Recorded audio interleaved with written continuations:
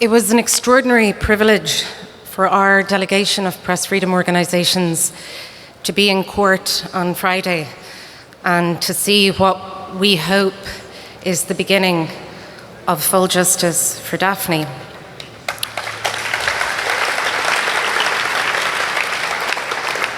We pay particular homage to Daphne's extraordinary family and to her extraordinary lawyers.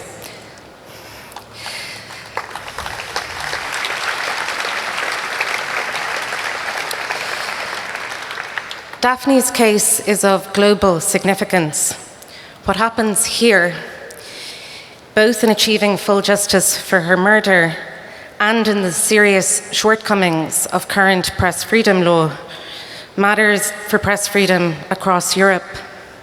That's why our organisations have been here every year since Daphne was assassinated, and it's why we're not going anywhere until full justice for her assassination has been achieved. We're not going anywhere until meaningful legislative change has been made to protect the press and to ensure what happened to Daphne can never happen to another journalist in Malta again.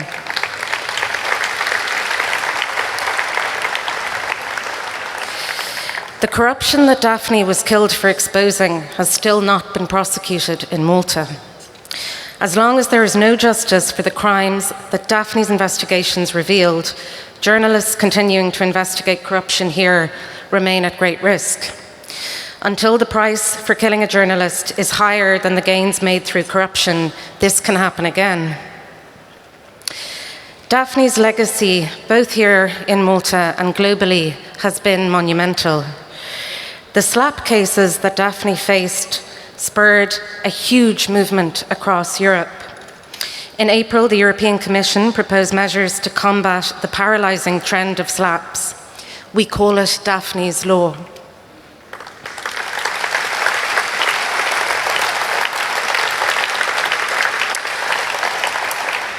On Thursday next week, we dedicate the first European Slap Conference in Strasbourg to Daphne. This is something that Malta can be very proud of. In his podcast, Who Killed Daphne, Stephen Gray said that the lack of action to get to the truth is the thread that runs through all of the crimes that Daphne exposed. What we need to see from the government of Malta now is to address this lack of action. We need to see the government of Malta act to learn and implement fully the lessons of the landmark public inquiry. This means comprehensive legal reform to protect journalists. It means comprehensive prosecution of high-level corruption. Our organisations, as always, stand ready to work with journalists, civil society and lawyers and the government here to propose comprehensive legislation. In fact, the drafts are ready. It is time now for the government of Malta to act, to protect journalists like Daphne, who have done so much to protect all of us.